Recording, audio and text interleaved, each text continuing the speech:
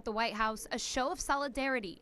European leaders and the head of NATO joining Ukrainian President Volodymyr Zelenskyy in his latest meeting with President Trump. Thank you very much for being here. It's the next step as the president pushes for an end to Russia's war against Ukraine, now in its 4th year. The goal? Getting Zelenskyy and President Vladimir Putin to meet face-to-face. I think if everything works out well today, we'll have a trilat, and I think there will be a reasonable chance of ending the war when we do that. The high-stakes conversations follow Friday's unusual summit in Alaska, where the president rolled out the red carpet, literally, for Putin. But talks were cut short, and President Trump returned to Washington without a peace deal or a ceasefire agreement. We're going to have a phone call right after these meetings today, and we may or may not have a trilat. If we don't have a trilat, then the fighting continues.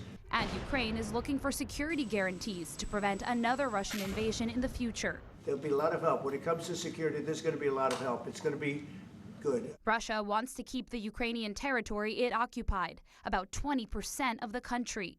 He's certainly asking for things that the Ukrainians and others are not willing to be supportive of, and that we're not going to push them to give. President Trump has signaled Ukraine might have to concede some regions to Russia, something Zelenskyy may not agree to, but saying today. We need to stop this war, to stop Russia, and we need support American and European partners. We will do our best for this. It was Zelenskyy's first visit to the White House since February's contentious Oval Office meeting. You don't have the cards right now. Now, both sides hoping for a smoother relationship, which leads to peace. And during that meeting with President Trump, President Zelenskyy passed along a letter from his wife to Melania Trump. You'll remember it comes after President Trump hand-delivered a letter from the First Lady to Russian President Vladimir Putin on Friday, urging him to end the war because of the children being affected by it.